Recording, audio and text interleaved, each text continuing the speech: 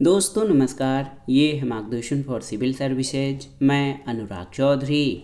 दोस्तों आज की वीडियो में आप पढ़ेंगे राजनीति विज्ञान का महत्वपूर्ण टॉपिक संसदात्मक और अध्यक्षात्मक शासन। इसमें हम संसदात्मक और अध्यक्षात्मक शासन की प्रमुख विशेषताएं, इन प्रणालियों के प्रमुख गुण और दोषों के बारे में जानेंगे। ये वीडियो स्नातक और परास्नातक स्तर के विद्यार्थियों के साथ प्रतियोगी परीक्षाओं की तैयारी करने वाले अभ्यर्थियों के लिए बहुत ही उपयोगी है। तो आइए शुरू करते हैं आज का टॉपिक, संसदात्मक और अध्यक्षात्मक शासन। सबसे पहले जानते हैं संसदीय शासन व्यवस्था क्या है। संसदीय शासन व्यवस्था यानी पार्लियामेंट्री सिस्टम दोस्तों लोकतांत्रिक शासन व्यवस्था की वह प्रणाली जिसमें कार्यपालिका अपनी लोकतांत्रिक वैधता विधायिका के माध्यम से प्राप्त करती है और विधायिका के प्रति उत्तरदायी होती है। सामान्य रूप से ये हम जानें कि संसदीय शासन व्यवस्था में कार्यपालिका विधायिका के प्रति उत्तरदायी होती है और इस प्रणाली में यानी संसदात्मक शासन प्रणाली में कार्यपालिका और विधायिका एक दूसरे से संबंधित होते हैं। इसमें राज्य का मुखिया यानी राष्ट्रपति और सरकार का मुखिया प्रधानमंत्री अलग अलग व्यक्ति होते हैं। भारत की संसदीय व्यवस्था में राष्ट्रपति नाम मात्र की कार्यपालिका है और प्रधानमंत्री और उसका मंत्रिमंडल वास्तविक कार्यपालिका है। संसदात्मक व्यवस्था की सामान्य जानकारी के बाद आइए जानते हैं अध्यक्षात्मक शासन प्रणाली क्या है। दोस्तों लोकतांत्रिक शासन व्यवस्था की अध्यक्षात्मक शासन प्रणाली में प्रायः राज्य का प्रमुख यानी राष्ट्राध्यक्ष, सरकार यानी कार्यपालिका का भी अध्यक्ष होता है और अध्यक्षात्मक शासन प्रणाली में कार्यपालिका अपनी लोकतांत्रिक वैधता के लिए विधायिका पर निर्भर नहीं रहती है। इस प्रणाली में राष्ट्रपति वास्तविक कार्यपालिका प्रमुख होता है। और सबसे महत्वपूर्ण बात ये कि अध्यक्षात्मक शासन प्रणाली में संसदीय शासन प्रणाली की भांति कार्यपालिका और विधायिका एक दूसरे से संबंधित नहीं होते हैं और इस प्रणाली में राज्य का मुखिया और सरकार का मुखिया एक ही व्यक्ति होते हैं। यहाँ पर जब आप देखेंगे व्यवस्थापिका और कार्यपालिका के संबंधों के आधार पर शासन को संसदीय और अध्यक्षात्मक यानी राष्ट्रपति दो भागों में बांटा गया है। व्यवस्थापिका और कार्यपालिका के आधार पर हम संसदात्मक और अध्यक्षात्मक सरकार में विभेद करते हैं। संसदात्मक प्रणाली वाली शासन व्यवस्था में व्यवस्थापिका से कार्यपालिका को बनाया जाता है और ये उसके प्रति उत्तरदायी होती है। दूसरी तरफ जो अध्यक्षात्मक यानी प्रेसिडेंशियल गवर्नमेंट होती है उसमें कार्यपालिका व्यवस्थापिका से पूर्णतः स्वतंत्र होती है यानी इनका संबंध नहीं होता है। इसका एक निश्चित कार्यकाल होता है और ये व्यवस्थापिका के प्रति उत्तरदायी नहीं होती है। तो हमने सामान्य रूप से संसदात्मक और अध्यक्षात्मक शासन के मूल विशेषताओं के बारे में जान लिया है। अब आइए थोड़ा सा डिटेल में जानते हैं संसदीय शासन यानी पार्लियामेंट्री गवर्नमेंट के बारे में। दोस्तों संसदीय प्रणाली वाला शासन इसको मंत्रिमंडलीय शासन के रूप में भी जाना जाता है। जो संसदात्मक शासन है उसको मंत्रिमंडलीय शासन भी कहा जाता है और व्यवस्थापिका और कार्यपालिका के ये निकट संबंधों पर आधारित होता है। कार्यपालिका व्यवस्थापिका के प्रति उत्तरदायी होती है और ये तभी तक उत्तरदायी रहती है जब तक इसे व्यवस्थापिका का विश्वास और समर्थन प्राप्त होता है। संसदीय शासन प्रणाली में शासन के तीनों अंग कार्यपालिका, व्यवस्थापिका और न्यायपालिका एक दूसरे से स्वतंत्र नहीं रहते बल्कि एक दूसरे पर निर्भर होते हैं। इसमें प्रायः विधानमंडल की प्रधानता होती है और संसदात्मक शासन प्रणाली में वास्तविक शासन शक्ति एक मंत्रिमंडल के हाथ में रहती है और आप जान लीजिए कि यह मंत्रिमंडल विधानमंडल में बहुमत प्राप्त दल के नेताओं में से बनाया जाता है और ये मंत्रिमंडल यानी कैबिनेट अपने कार्यों के लिए विधानमंडल यानी संसद के प्रति जिम्मेदार होती है और विधानमंडल के द्वारा अपने निर्वाचकों के प्रति जिम्मेदार रहता है। शासन का जो नाम मात्र का प्रधान या तो एक राजा होता है जैसा कि इंग्लैंड में है या एक राष्ट्रपति होता है जैसा कि भारत में है और इस प्रधान के हाथ में शासन के वास्तविक अधिकार नहीं होते हैं। शासन के वास्तविक अधिकार मंत्रिमंडल के हाथ में होते हैं। ये आपके लिए महत्वपूर्ण है और ये मंत्रिमंडल वास्तव में विधानमंडल की एक कमेटी होती है। मंत्रिमंडल का निर्माण जो है वो कार्यपालिका जो होती है यानी सरकार, उसकी कोर कमेटी होती है और ये तभी तक अपने पद पर होती है जब तक विधानमंडल का उस पर विश्वास रहता है। ये विश्वास विधानमंडल की निम्न सभा या लोकसभा का बहुत ही आवश्यक है, क्योंकि आधुनिक काल में उच्च सभा या उच्च सदन का उतना महत्व नहीं रह गया है। मंत्रिमंडल शासन प्रणाली का प्रारंभ कहाँ से हुआ, तो ये जानना जरूरी है। मंत्रिमंडल शासन या कैबिनेट फॉर्म ऑफ गवर्नमेंट का जो प्रारंभ है वो ब्रिटेन में हुआ। वहाँ से अन्य देशों में इसका विस्तार और प्रचार हुआ। इंग्लैंड में शासन का सभी कार्य रानी के नाम पर होता है, लेकिन वास्तव में शासन का सभी कार्य मंत्रिमंडल के द्वारा किया जाता है। इंग्लैंड में प्रधानमंत्री अपना मंत्रिमंडल भंग करके कभी भी नया निर्वाचन करा सकता है और यही स्थिति भारत में भी है।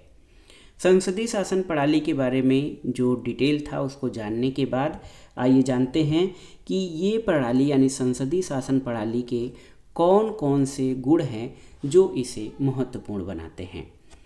पहला गुण क्या है संसदीय शासन प्रणाली का? देखिए, संसदीय शासन प्रणाली जो है ये बहुत ही महत्वपूर्ण है। अगर आप देखेंगे तो संसदीय शासन प्रणाली सबसे पहले कार्यपालिका और विधायिका के मध्य निकट सहयोग के कारण मंत्रीगण चुनाव के समय किए गए वायदों को कार्यान्वित करने में समर्थ होते हैं। अधिकांश बिल यानी विधेयक मंत्रीगणों के द्वारा प्रस्तुत किए जाते हैं और दल के बहुमत के कारण आसानी से पारित हो जाते हैं। इसमें बहुमत की इच्छाओं का बड़ी आसानी से पालन होता है, क्योंकि मंत्रिमंडल विधानमंडल की एक कमेटी के समान होता है और उसमें बहुमत प्राप्त दल के नेता ही रहते हैं। और इसका परिणाम ये होता है कि यदि मंत्रिमंडल की नीति अपने दल के मनोनुकूल होती है तो उसे पूर्ण समर्थन मिलता है। तो इस तरह संसदीय प्रणाली में संसद और कार्यपालिका में पूर्ण मतैक्य रहता है, कोई संघर्ष नहीं होता है। संसदीय शासन प्रणाली का दूसरा लाभ ये है कि सरकार शीघ्रतापूर्वक अपने निर्णय ले सकती है और जल्दी ही पूरी शक्ति के साथ उन निर्णयों पर अमल यानी उनको लागू कर सकती है। देश हित में सरकार जो कानून आवश्यक समझती है वो आसानी से बन सकते हैं और सरकार अपनी नीति पर पूर्ण आत्मविश्वास के साथ अमल कर सकती है, क्योंकि उसे बहुमत दल का समर्थन प्राप्त होता है। संसदीय शासन व्यवस्था में कार्यपालिका यानी मंत्रिमंडल का गठन बहुमत प्राप्त दल के विशिष्ट लोगों के द्वारा ही होता है। संसदीय शासन प्रणाली का तीसरा गुण ये है कि संसदीय शासन उत्तरदायी शासन यानी रिस्पॉन्सिबल गवर्नमेंट का प्रकार है। मंत्रीगण अपने नीति और विभागों के नित्य प्रति के कार्यप्रणाली के लिए व्यवस्थापिका यानी लेजिस्लेचर के प्रति उत्तरदायी होते हैं। उन्हें व्यवस्थापिका के सदस्यों को अपनी नीतियों के प्रति या अपनी नीतियों के संबंध में स्पष्टीकरण देने पड़ते हैं और साथ ही प्रश्नों और पूरक प्रश्नों का उत्तर भी देना पड़ता है। गंभीर लापरवाही होने पर व्यवस्थापिका अविश्वास प्रस्ताव मंत्रिमंडल के विरुद्ध पारित कर सकती है। इसलिए मंत्रीगण जो हैं वो सतर्क होते हैं, चौकन्ने होते हैं और जनता के हितों के प्रति जागरूक रहते हैं। संसदीय शासन प्रणाली का जो चौथा महत्वपूर्ण गुण है वो ये है कि ये पर्याप्त रूप से नम्य होता है और आपातकालीन स्थितियों से निपटने के लिए सुसज्जित होता है। यदि मंत्रिपरिषद यानी काउंसिल ऑफ मिनिस्टर को ठीक से नहीं संभाल पाती तो संसद उसे हटा सकती है और नई मंत्रिपरिषद बना सकती है। सभी राजनीतिक दलों से संबद्ध प्रतिनिधियों के द्वारा स्थितियों से प्रभावशाली ढंग से निपटने के लिए राष्ट्रीय सरकारें बनाई जा सकती हैं, जैसा कि इंग्लैंड में द्वितीय विश्व युद्ध के समय किया गया था।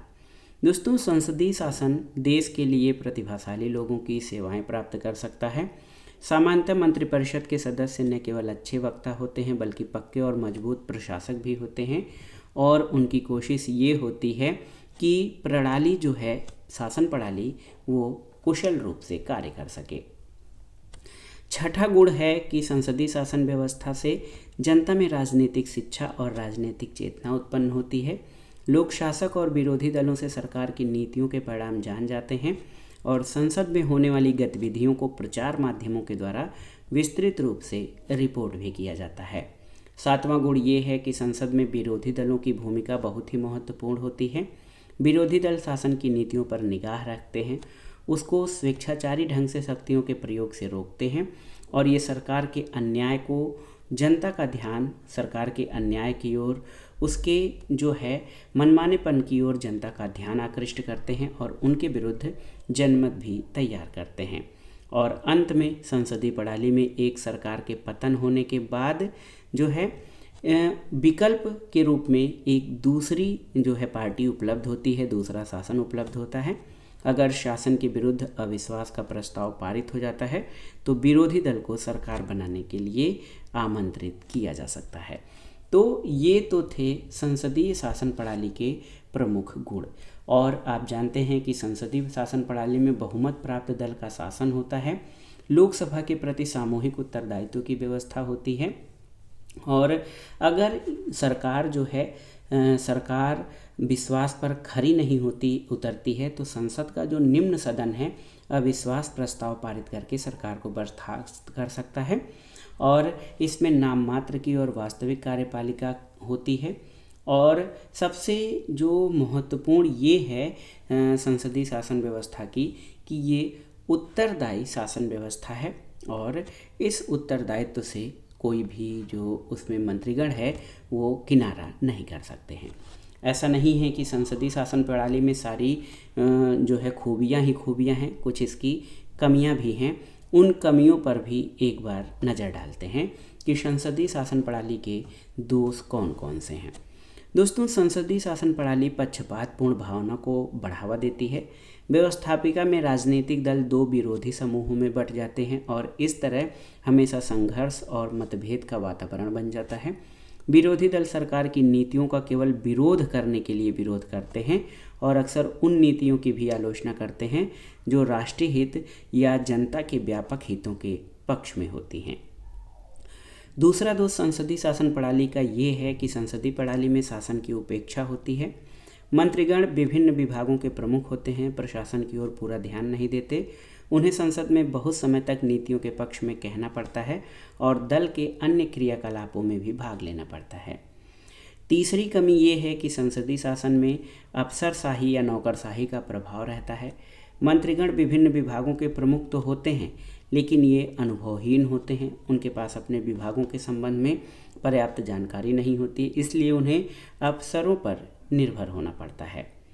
चौथी कमी ये संसदीय शासन व्यवस्था की ये है कि ये अस्थिर शासन होता है, यानी इसमें अस्थायित्व होता है। मंत्रिपरिषद तभी तक सत्ता में बनी रहती है जब तक उसे व्यवस्थापिका का विश्वास प्राप्त होता है। ये व्यवस्थापिका अविश्वास का प्रस्ताव पारित कर कभी भी शासक को हटा देती है, यानी मंत्रिपरिषद लोकसभा में विश्वास अगर जो खो दे तो उसे सामूहिक रूप से त्यागपत्र भी देना पड़ता है। अगली जो कमी है संसदीय शासन व्यवस्था की कि वो है कि इस प्रणाली को अनुपयुक्त माना जाता है, क्योंकि सभी निर्णय मंत्रिपरिषद को लेने पड़ते हैं। यदि आपात स्थिति हो तो उसमें सभी सदस्य एक समान कार्रवाई के लिए तैयार नहीं होते और उनके मतभेदों से कार्रवाई में विलंब होता है। संसदीय शासन के अंतर्गत जो नेशनल इंटरेस्ट के मामले हैं, राष्ट्रीय हितों की उपेक्षा होती है। सभी राजनीतिक दलों का मुख्य उद्देश्य सत्ता पर कब्जा करना होता है और इस उद्देश्य की पूर्ति के लिए सभी प्रकार के वो तरीके, साम दाम दंड भेद सभी तरीके अपनाते हैं। और इसमें कोई आश्चर्य की बात नहीं कि जब दलीय स्वार्थों का प्रश्न खड़ा होता है तो राष्ट्रीय हितों की उपेक्षा होती है और राजनीतिक दल राष्ट्रीय हितों की बलि चढ़ाने के लिए भी तैयार रहते हैं। तो इस तरह से संसदीय शासन के गुण दोषों के अवलोकन करने पर ये पता चलता है कि संसदीय शासन के अधिकांश दोष सैद्धांतिक हैं। व्यवहार में ये प्रणाली बहुत अच्छे ढंग से चल रही है, क्योंकि व्यवस्थापिका और कार्यपालिका के मध्य सहयोग बना रहता है और इस शासन प्रणाली में उत्तरदायित्वशीलता और स्थिरता के दो लाभ सन्निहित होते हैं। तो संसदीय शासन प्रणाली में दो सबसे महत्वपूर्ण लाभ हैं, एक तो उत्तरदायित्व और दूसरा स्थिरता। और इसमें कोई आश्चर्य नहीं है कि ये प्रणाली दिन प्रतिदिन लोकप्रियता प्राप्त कर रही है। तो संसदीय शासन व्यवस्था के अगर हम दोष या कमियों को देखें तो इसमें अस्थायित्व होता है, नीतिगत निरंतरता का अभाव होता है और इसमें एक प्रकार से इसकी कमी अकुशल व्यक्तियों द्वारा शासन है। और गठबंधन की राजनीति में जो दल होते हैं वो अपने निजी स्वार्थों के प्रति ज़्यादा सतर्क होते हैं, न कि राष्ट्रीय हितों के प्रति। और जो है इसमें जो राजनीतिक दल हैं उनके द्वारा राजनीतिक हितों के सामने राष्ट्रीय हितों की उपेक्षा होती है और साथ ही साथ इसमें कोई निर्णय बहुत तेज़ी से नहीं लिए जा पाते हैं। अब आइए देखते हैं अध्यक्षात्मक शासन प्रणाली के बारे में। हमने पढ़ा है कि अध्यक्षात्मक शासन प्रणाली और संसदात्मक शासन प्रणाली कार्यपालिका और विधायिका के संबंधों पर आधारित होती है। अध्यक्षात्मक शासन प्रणाली संसदीय शासन के बिल्कुल विपरीत है और ये शक्तियों के अलग अलग अस्तित्व के सिद्धांत पर कार्य करता है। जब हम ऑब्जेक्टिव टाइप प्रश्न पढ़ते हैं तो उसमें पढ़ते हैं कि अध्यक्षात्मक शासन व्यवस्था का जो सिद्धांत है वो शक्ति पृथक्करण यानी सेपरेशन ऑफ पावर है। इसमें व्यवस्थापिका और कार्यपालिका एक दूसरे से स्वतंत्र होते हैं। संयुक्त राज्य अमेरिका का संविधान इसके सबसे अच्छा उदाहरण है और राज्य का कार्यपालिका अध्यक्ष इसमें वास्तविक क्रियान्वयन के अधिकारों का वास्तविक जो एक तरह से कार्यकारी होता है उसके अधिकारों का उपभोग और प्रयोग करता है। वो न तो व्यवस्थापिका का सदस्य होता है और न उसके कार्यों और नीतियों के लिए उत्तरदायी ही होता है। कार्यपालिका के अध्यक्ष का अपने पद पर बना रहना व्यवस्थापिका की इच्छा पर निर्भर नहीं करता और अध्यक्षात्मक शासन व्यवस्था में जो राष्ट्रपति होता है या शासक होता है वो निश्चित कालखंड के लिए पदासीन होता है और उसे सामान्य कालखंड से पूर्व हटाए जाने के लिए एक भारी दोषारोपण अभियोग की प्रक्रिया चलाना पड़ता है। गार्नर एक विचारक हैं, उनका कहना है कि राष्ट्रपतीय या अध्यक्षात्मक शासन प्रणाली वह प्रणाली है जिसमें कार्यपालिका यानी राज्याध्यक्ष और मंत्रीगण दोनों ही शामिल हैं। अपनी कार्यकाल के लिए व्यवस्थापिका से ये पूर्ण रूपेण स्वतंत्र होते हैं और राष्ट्रपति तथा मंत्रीगण दोनों व्यवस्थापिका के प्रति अपने कार्यों और नीतियों के लिए अनुत्तरदायी यानी ये इररिस्पॉन्सिबल होते हैं। अध्यक्षात्मक शासन प्रणाली के अंतर्गत राष्ट्राध्यक्ष वास्तविक अधिकारों का प्रयोग करता होता है और संसदात्मक शासन प्रणाली की तरह इसमें नाम मात्र की और वास्तविक कार्यपालिका का जो अस्तित्व है वो नहीं होता है। अध्यक्षात्मक शासन प्रणाली में शासन के तीनों अंगों को एक दूसरे से स्वतंत्र अस्तित्व बनाए रखने का अधिकार है और इस प्रणाली में मंत्रिपरिषद राष्ट्रपति द्वारा मनोनीत होती है। मंत्रीगण राष्ट्रपति के इच्छानुसार और उसके प्रसाद पर्यंत पद धारण करते हैं और राष्ट्रपति शासन में राज्याध्यक्ष का व्यवस्थापिका पर कोई नियंत्रण नहीं होता और उसे वह भंग नहीं कर सकता है। अध्यक्षात्मक शासन प्रणाली के कई सारे गुण हैं। सबसे पहले इसके गुणों को देखते हैं।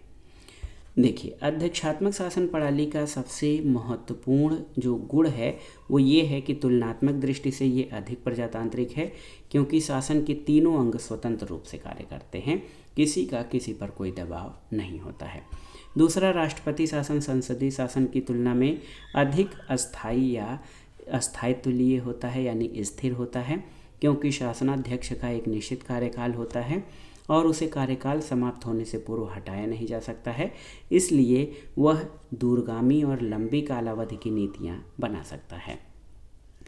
तीसरी विशेषता या तीसरा गुण ये है कि राष्ट्रपति प्रणाली में प्रशासन की दक्षता में कार्यकुशलता में वृद्धि होती है क्योंकि विभिन्न विभागों के अध्यक्ष न तो व्यवस्थापिका के सदस्य होते हैं और न अपने विभागों के कार्यों के लिए इसके प्रति उत्तरदायी होते हैं। अतः वे अपने अधिकार क्षेत्र से संबंधित विभागों की कार्यशैली को व्यक्तिगत दृष्टि से ध्यान देकर सुधार की दिशा में आगे ले जा सकते हैं और राष्ट्रपति मंत्रिमंडल में अपने मंत्रिमंडल में ऐसे सदस्यों की नियुक्ति भी करता है जो विशिष्ट क्षेत्र और विशिष्ट प्रतिभा के धनी लोग होते हैं। राष्ट्रपतीय शासन प्रणाली का अगला गुण ये है कि ये आपात स्थिति से निपटने के लिए अपेक्षाकृत अधिक उपयुक्त है क्योंकि सभी शासन संबंधी अधिकार राष्ट्रपति के हाथों में केंद्रित होते हैं और वो निर्णय लेने में तेज़ी से अपने निर्णय को ले सकता है और क्रियान्वित कर सकता है। पांचवी विशेषता ये है कि राष्ट्रपति शासन को एक्सपर्ट यानी विशेषज्ञों के द्वारा चलाया जाता है। इसमें मंत्रिपरिषद के सदस्यों को उनकी योग्यता और अनुभव के द्वारा राष्ट्रपति के द्वारा चुना जाता है। छठा जो गुण है कि अध्यक्षात्मक शासन तुलनात्मक रूप से दलीय भावना से मुक्त होता है। राष्ट्रपति का चुनाव दलीय आधार पर भले लड़ा जाता है किंतु एक बार जब राष्ट्रपति चुन लिया जाता है तो असफल राजनीतिक दल उसे पूर्ण समर्थन देते हैं क्योंकि उन्हें ज्ञात रहता है कि निश्चित कार्यकाल की समाप्ति के बिना इसे हटाया नहीं जा सकता। और एक और बात कि आगे उन्हें भी चुनाव लड़ना है, तो अगले कार्यकाल के चुनाव के लिए उनको ये लगता है कि कोई ऐसी नीति या उनकी आलोचना या उनका विरोध न करें जो राष्ट्रहित में न हो। तो जिन देशों में बहुदलीय शासन प्रणाली है उनके लिए राष्ट्रपति शासन सर्वाधिक उपयुक्त होती है। सामान्यतः जिन देशों में बहुदलीय प्रणाली पाई जाती है वहाँ संसदीय शासन आराम से नहीं चल सकता। दूसरी तरफ राष्ट्रपति प्रणाली में अधिक स्थिरता रहती है क्योंकि राष्ट्रपति व्यवस्थापिका पर निर्भर नहीं होता है। तो अध्यक्षात्मक शासन प्रणाली में जो सबसे महत्वपूर्ण गुण है उसमें ये है कि शासन में अस्थायित्व होता है, नीतियों की निरंतरता होती है, लंबे समय तक वो अपने निर्णय ले सकता है और उनको कार्यान्वित कर सकता है। साथ ही साथ यहाँ पर शासन विशेषज्ञों के द्वारा चलाया जाता है और इसमें राजनीतिक प्रभाव से मुक्त न्याय निर्णय लिए जाते हैं। लेकिन संसदात्मक शासन प्रणाली की तरह राष्ट्रपति शासन या अध्यक्षात्मक शासन प्रणाली में भी कुछ कमियां या दोष निहित हैं। देखिए वो कमियां कौन कौन सी हैं तो उनको जान लेते हैं। आलोचकों का कहना है कि अध्यक्षात्मक शासन प्रणाली में शासन के निरंकुश हो जाने की ज़्यादा संभावना है क्योंकि शासनाध्यक्ष न तो व्यवस्थापिका के प्रति उत्तरदायी होता है, न अपनी कार्यकाल की समाप्ति के पूर्व व्यवस्थापिका के द्वारा हटाया ही जा सकता है और ये संभावना बहुत अधिक बन जाती है कि वो अपनी शक्तियों का स्वेच्छाचारिता से प्रयोग करे। दूसरी कमी ये है कि राष्ट्रपति शासन प्रणाली व्यवस्थापिका और कार्यपालिका दोनों से स्वतंत्र होने के कारण दोनों के मध्य कोई सहकार या सहयोग नहीं होता है और इस प्रणाली के अंतर्गत ये भी संभावना है कि कार्यपालिका तथा व्यवस्थापिका पर दो विभिन्न दलों का नियंत्रण हो। तीसरी कमी ये है कि राष्ट्रपति शासन प्रणाली बाह्य क्षेत्रों में कमज़ोर होती है। राष्ट्रपति युद्ध की घोषणा नहीं कर सकता और ये अधिकार शक्ति व्यवस्थापिका में सन्निहित होती है। राष्ट्रपति दूसरे देशों से संधियां कर सकता है परंतु वे कानूनी तथा सार्थक तब तक नहीं होती जब तक उन्हें व्यवस्थापिका के द्वारा प्रमाणित या रेक्टिफाई न कर दिया जाए, यानी उनका अनुमोदन न कर दिया जाए।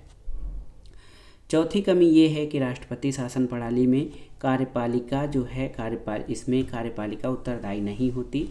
व्यवस्थापिका या सामान्य जनता कार्यपालिका की नीतियों के संबंध में कोई भी नियंत्रण रखने में सक्षम नहीं होते हैं और व्यवस्थापिका के सदस्य न तो राष्ट्रपति न उसके मंत्रियों से प्रश्न पूछ सकते हैं और न शासनाध्यक्ष को पद से हटा ही सकते हैं। इसके अलावा देखिए एक और कमी कि राष्ट्रपति प्रणाली के अंतर्गत शासन की कमियों पर दायित्व निश्चित करना कठिन होता है। कार्यपालिका और व्यवस्थापिका दोनों एक दूसरे पर भूल और गलतियों के लिए आरोप मढ़ते रहते हैं और चूकों के लिए दायित्व ठहराना सदा संभव नहीं हो पाता है।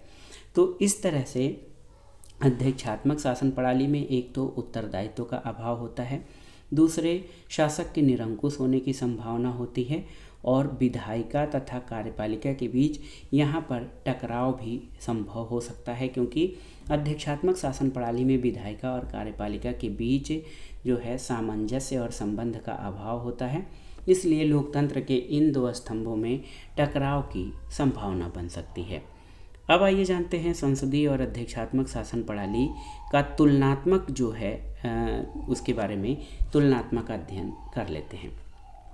देखिए पहला है अध्यक्षात्मक शासन प्रणाली शक्ति विभाजन यानी शक्ति पृथक्करण यानी सेपरेशन ऑफ पावर के सिद्धांत पर आधारित है और संसदात्मक शासन प्रणाली शक्ति सम्मिलन के सिद्धांत पर आधारित है। अध्यक्षात्मक शासन प्रणाली में राज्य या शासन का प्रधान नाम मात्र का प्रधान नहीं होता बल्कि वो देश की शासन शक्ति का वास्तविक प्रधान होता है। कानून वास्तव में उसे शासन के सभी अधिकार कानून से मिलते हैं। इसके विपरीत संसदीय प्रणाली में शासन का प्रधान नाम मात्र का प्रधान होता है, न तो उसे वास्तविक अधिकार होते हैं न उसकी कोई जिम्मेदारी होती है। तीसरा जो दोनों में जो तुलनात्मक अध्ययन ये है कि अध्यक्षात्मक शासन प्रणाली में कार्यपालिका संविधान के आधार पर विधानमंडल से बिल्कुल स्वतंत्र होती है, राष्ट्रपति ही कार्यपालिका का कार्य करता है, जबकि संसदीय शासन प्रणाली में कार्यपालिका यानी मंत्रिमंडल विधानमंडल का एक अंग होता है, इसलिए वो विधानमंडल पर निर्भर करता है। अध्यक्षात्मक शासन प्रणाली में कार्यपालिका का कार्यकाल स्थिर और निश्चित अवधि के लिए होता है उस अवधि के पहले वो पदच्युत या हटाया नहीं जा सकता। लेकिन संसदीय प्रणाली में जब वह व्यवस्थापिका या विधानमंडल का विश्वास खो देता है तो वो पदच्युत यानी हटा दिया जाता है। पहले यानी अध्यक्षात्मक शासन में अविश्वास के प्रस्ताव का कोई अर्थ नहीं और दूसरे में ये केवल विधानमंडल के विश्वास पर ही निर्भर रहती है। पांचवा देखते हैं। पांचवा जो विशेषता है, अध्यक्षात्मक शासन प्रणाली में मंत्री राष्ट्रपति द्वारा नियुक्त किए जाते हैं और केवल उसी के प्रति जिम्मेदार होते हैं, विधानमंडल के प्रति नहीं। लेकिन संसदीय शासन प्रणाली में वो केवल विधानमंडल के प्रति उत्तरदायी होते हैं। अध्यक्षात्मक प्रणाली में मंत्री विधानमंडल के सदस्य नहीं होते हैं। वो विधानमंडल में न कोई विधेयक पेश कर सकते हैं, न उसमें भाषण दे सकते हैं और न उसकी कार्रवाई में भाग लेते हैं। लेकिन संसदीय शासन प्रणाली में सभी महत्वपूर्ण विधेयक मंत्रियों के द्वारा ही पेश किए जाते हैं। वे विधानमंडल के सदस्य होते हैं, उसमें भाषण देते हैं, उसकी कार्रवाई में भाग लेते हैं और अपने कार्यों के लिए उसके प्रति उत्तरदायी भी होते हैं। इसीलिए संसदात्मक शासन व्यवस्था को उत्तरदायी शासन भी कहा जाता है। देखिए, तानाशाही, अध्यक्षात्मक और संसदीय शासन प्रणाली के जो भेद है उसको एक इस प्रकार से व्यक्त किया जा सकता है कि तानाशाही में सरकार के तीनों कार्य एक व्यक्ति यानी राष्ट्रपति के हाथों में केंद्रित रहते हैं। विधानमंडल न्यायपालिका पूर्ण रूप से कार्यपालिका के नियंत्रण में रहती हैं और जहां विधानमंडल, कार्यपालिका और न्यायपालिका एक दूसरे से बिल्कुल स्वतंत्र होते हैं, वहां पर अपने अपने क्षेत्रों में काम करते हैं, वहां अध्यक्षात्मक सरकार होती है। जहां कार्यपालिका विधानमंडल पर निर्भर होती है, उसके नियंत्रण में होती है, वहां पर संसदात्मक यानी पार्लियामेंट्री सरकार होती है। तो अंत में इस चर्चा के आधार पर ये कहा जा सकता है कि संसदात्मक और अध्यक्षात्मक शासन प्रणालियों के अपने अपने गुण और दोष हैं और ये निश्चित रूप से नहीं कहा जा सकता कि दोनों में कौन अच्छा है। विभिन्न देशों में इन प्रणालियों को लागू किया गया है और सफलतापूर्वक ये प्रणालियाँ कार्य कर रही हैं। ब्रिटेन में आप जानते हैं कि संसदीय शासन प्रणाली, इसको देश की आर्थिक, सामाजिक और राजनीतिक समस्याओं को संभालने के लिए प्रभावशाली ढंग से इस्तेमाल किया गया है। और इसी तरह संयुक्त राज्य अमेरिका में देश ने आर्थिक, वैज्ञानिक और अन्य क्षेत्रों में राष्ट्रपति प्रणाली के अंतर्गत अपूर्व प्रगति की है। तो ब्राइस के इस कथन से हम सहमत हो सकते हैं कि संसदीय शासन प्रणाली मध्यम आकार के देशों के लिए उपयुक्त है और राष्ट्रपति शासन प्रणाली उन देशों के लिए अपेक्षाकृत अधिक उपयुक्त है जिनका आकार, क्षेत्रफल और जनसंख्या बड़ा है। भारत जैसे विशाल देश में संसदीय शासन प्रणाली सफलतापूर्वक कार्य कर रही है। फिर भी कुछ विद्वानों का मानना है कि यहाँ भी राष्ट्रपति प्रणाली अपेक्षाकृत अधिक लाभदायक होगी। हालांकि जब हम निष्कर्ष निकालेंगे ये दोनों में कौन सी शासन प्रणाली सबसे अच्छी है या बुरी, इस पे सभी लोग एक मत नहीं हो सकते हैं। लेकिन कई कारण ऐसे हैं जिससे संसदीय व्यवस्था की स्वीकार्यता बनती है। जैसे इसमें व्यवस्था से निकटता रहती है, उत्तरदायित्वपूर्ण व्यवस्था होती है, विधायिका और कार्यपालिका में सामंजस्य होता है और भारत में संसदीय शासन प्रणाली की जो स्वीकार्यता है उसकी एक और वजह भारतीय समाज की प्रकृति है कि भारत दुनिया में सर्वाधिक विविधता वाला समाज था। इसलिए संविधान निर्माताओं ने संसदीय व्यवस्था को अपनाया ताकि सरकार में सभी वर्ग के लोगों का प्रतिनिधित्व सुनिश्चित हो सके। एक प्रकार से देखा जाए तो संसदात्मक और अध्यक्षात्मक शासन प्रणाली जिन जिन देशों में अपनाई गई है उसमें बहुत सारे ऐसे देश हैं जहां पर वो सफलतापूर्वक कार्य कर रही है। फिर भी हर व्यवस्था में कोई ना कोई कमी या दोष होती है। उन कमियों या दोषों को अगर जो हम सैद्धांतिक रूप से या उनको एक किनारे हटा दें तो जो भी शासन व्यवस्थाएं बनाई गई हैं वो विभिन्न देशों में अच्छे ढंग से कुछ कमी और अच्छाइयों के बावजूद संचालित हो रही हैं। और संसदात्मक शासन व्यवस्था जिसकी शुरुआत ब्रिटेन से मानी जाती है, ब्रिटेन में अच्छे ढंग से चल रही है और अध्यक्षात्मक शासन व्यवस्था उसी प्रकार से अमेरिका में बहुत ठीक प्रकार से कार्य कर रही है। तो दोस्तों ये था आज का वीडियो। इसमें हमने संसदात्मक और अध्यक्षात्मक शासन यानी पार्लियामेंट्री और प्रेसिडेंशियल फॉर्म ऑफ गवर्नमेंट के बारे में जो उनकी विशेषताएं थी उनके बारे में हमने जाना। दोनों शासन प्रणालियों के प्रमुख गुण और दोष क्या हैं उनके बारे में जाना और अंत में हमने इनका तुलनात्मक विवेचन भी किया कि किस प्रकार से ये प्रणालियाँ अच्छी और बुरी दोनों हैं।